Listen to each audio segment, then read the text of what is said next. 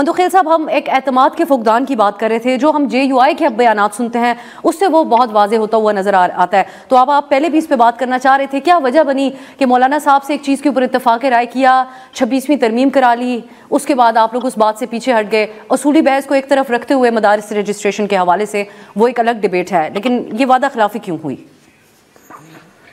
افسا, آپ نے وہ سنا ہوگا کئی مرتبہ کہ کسی آدمی کے اکاؤنٹ میں کسی اور کے پیسے غلطی سے آ جائے, تو جس کے اکاؤنٹ میں غلطی سے پیسے آ جاتے ہیں تو وہ اکڑ نہیں جاتا ہے کہ یہ پیسے میرے ہیں, وہ بینک مینیجر کو واپس کر دیتے ہیں. مولانا صاحب کے پاس, ان کی لوگوں کو آپ سن لیں مختلف میڈیا پہ, ان کے پاس کوئی دلائل نہیں ہے سوائے اس دلائل کا کہ قومی اسمبلی اور سینٹ سے پاس ہو چکے, آپ ہمیں کر کے دے. آپ مجھے بتا دو کہ آپ کا ٹی وی چینل ہے یا کوئی ٹی وی چینل ہے, ان کو اگر ماتحت رجسٹرڈ کرانا ہو تو کیا وزارت صحت یا وزارت تعلیم کے تحت رجسٹرڈ کرانا ہوگا یا وزارت اطلاع؟ تو یہ باتیں 26ویں ترمیم پاس کرنے سے پہلے کہنی چاہیے تھی نا مولانا صاحب کو. تو مولانا صاحب کو یہ باتیں کہنے چاہیے کہ بابا میرے جو مدرسے ہیں وہ پی ایچ ڈی تک تعلیم دیتے ہیں, یہ وزارت تعلیم کے تحت آتا ہے, وزارت صنعت کے اندر یا جو سوسائٹیز ایکٹ کے تحت نہیں آتا ہے. آپ کو بتاؤں سوسائٹیز ایکٹ 1860 کا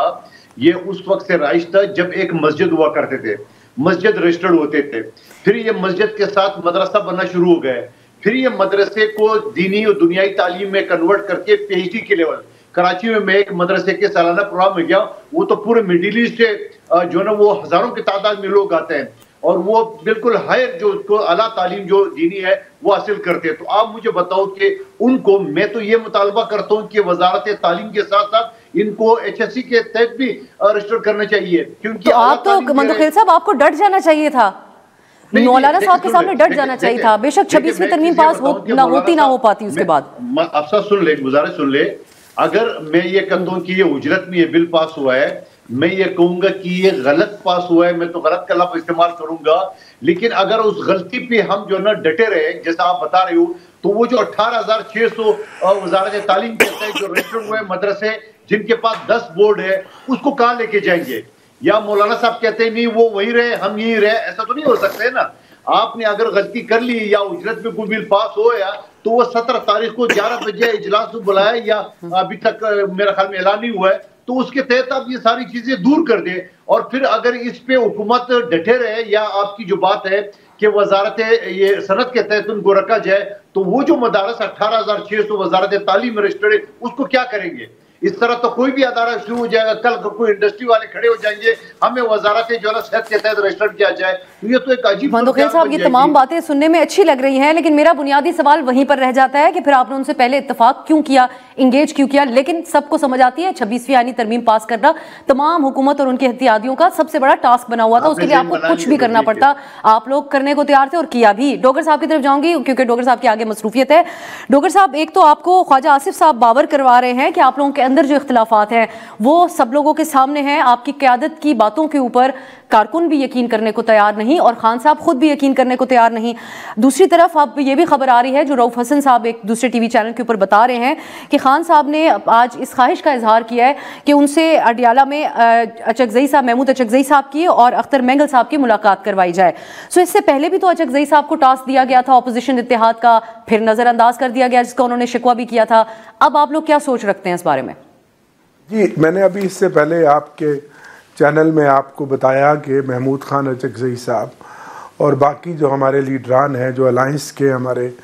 اتحادی پارٹیاں ہیں, ان کا یہ خیال ہے کہ ابھی اس کو مؤخر کیا جائے اور ہم اس کو پر اگین کانسنسس کریں, اور عمران خان صاحب سے بھی ہو سکتا ہے کہ ان کی ملاقات ہو جائے. اور ابھی آپ نے خود بتایا رؤف حسن صاحب کے حوالے سے. پہلی تو یہ بات ہے کہ یہ ایک اچھا مثبت عمل ہے کہ ہمیں تحریک انصاف کو بطور پولیٹیکل ورکر میں سمجھتا ہوں کہ اپنی ہم خیال اپوزیشن پارٹیوں کے ساتھ مل کر ایک گرینڈ الائنس میں جا کر اور پھر آگے جو بھی موومنٹ چلانی ہے وہ ہمیں اکٹھے مشترکہ چلانی چاہیے. اور اس سے میں سمجھتا ہوں نہ صرف حکومت کے اوپر ایک پریشر آئے گا, بلکہ جب ہم سبام ایک الائنس کی شکل میں اکٹھے ہوں گے تو اس میں ہمارے مقاصد جلد پورے ہوں گے, اور پھر ممکن ہے کہ ان کے بیٹھنے سے ایک میننگ فل مذاکرات بھی ہو جائیں. اور ابھی جس طرح سے مذاکرات کا ماحول نہیں بن رہا, لیکن ہو سکتا ہے کہ جو میں چیز دیکھ رہا ہوں، اسمیل کر رہا ہوں کہ 2 یا 4 دن کے بعد مذاکرات کا عمل شروع ہو جائے۔ جہاں تک بات ہے قادر مندوخیل صاحب کی،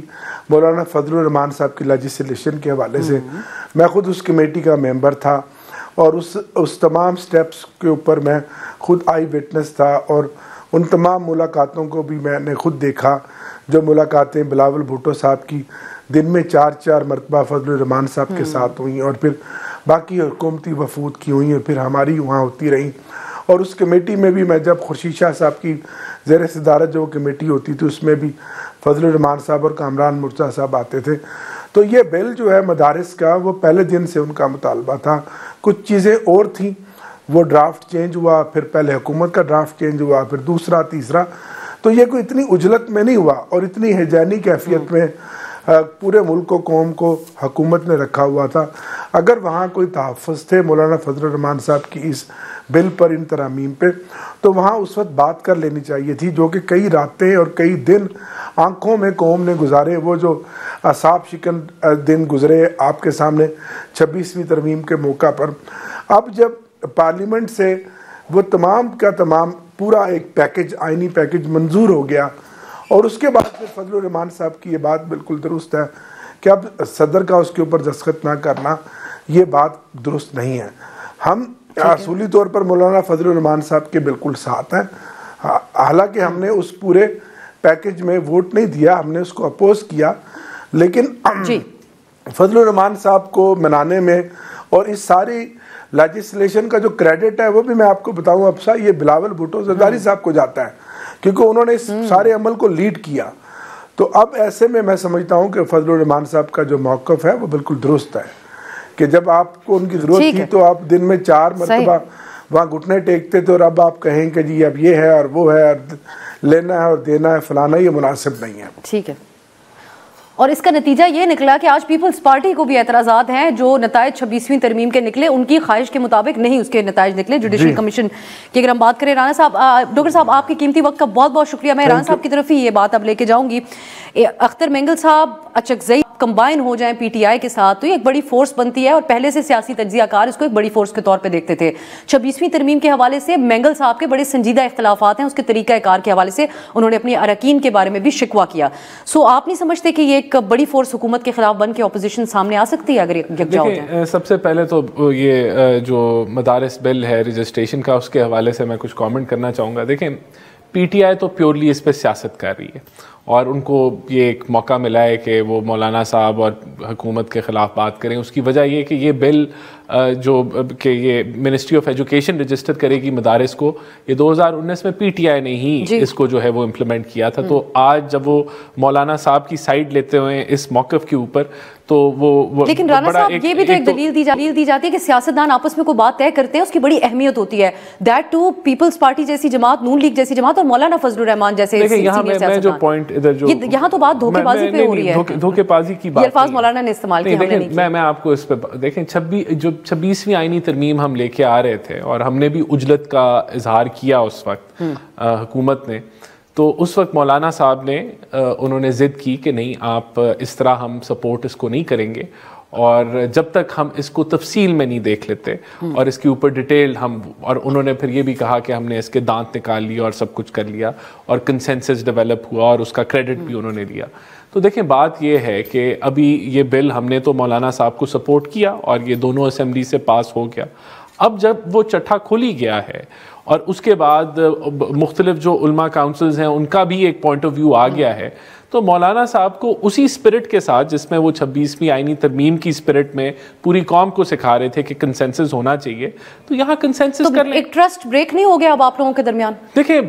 ڈیفینیٹلی ایک یہ ایشو بنا ہے، کیونکہ لیکن اگر دیکھیں ایشو ہم نے تو نہیں بنایا نا، ایشو اب اگر علماء حضرات نے اگر ایک پوائنٹ ریز کیا اور اس کی لاجک بھی بن رہی ہے، سینس بھی بن رہی ہے، اور اس وقت بالکل ہمارے، لیکن آپ نے تمام اپوزیشن قوتوں کو اپنے خلاف تو کھڑا کر دیا نا رانا صاحب. آپ اس وقت دیکھیے اجزئی صاحب کے اپنے لیکن اب دیکھیں بات یہ ہے کہ اب پھر کیا کریں ہم, پھر وہ جو چیز تعلیم کے زیر اثر ہونی چاہیے اس کو صنعت میں بھیج دیں, تو کنسنسس ہونا چاہیے نا. ہم مولانا صاحب کی بات کو آج بھی ہم رد نہیں کر رہے, ہم ان کو یہ نہیں کہہ رہے کہ آپ جو کہہ رہے ہیں وہ ممکن نہیں ہے یا وہ ایسے ہم نے نہیں کرنا. ہم تو صرف یہ کہہ رہے ہیں کہ کنسنسس ڈیولپ کر لیں. تو اگر کنسنسس, اور 26ویں آئینی ترمیم میں وہی ان کا بھی یہی موقف تھا کہ کنسنسس ہونا چاہیے, اس پہ ڈیٹیل بات چیت ہو, تو اگر اجلت کے اندر تب وہ دونوں پارلیمنٹس نے اس پریشر میں کر لیں آپ کہ 26ویں آئینی ترمیم کا پریشر بھی ہوگا, اگر وہ پاس ہو گیا, لیکن آج اس پہ اگر سوال اٹھ گیا ہے تو وہ سوال کو کیا ہم اس کو آنسر نہیں کر سکتے. چلیں اب یہ بندوخیل صاحب جو طریقہ کار اس 26ویں ترمیم کے لیے اپنایا گیا تھا, اور اس کے حوالے سے ڈوگر صاحب بھی آپ لوگوں کو ہی ذمہ دار پاکستان پیپلز پارٹی کو سمجھتے ہیں, بلاول صاحب نے اس میں مینلی رول پلے کیا,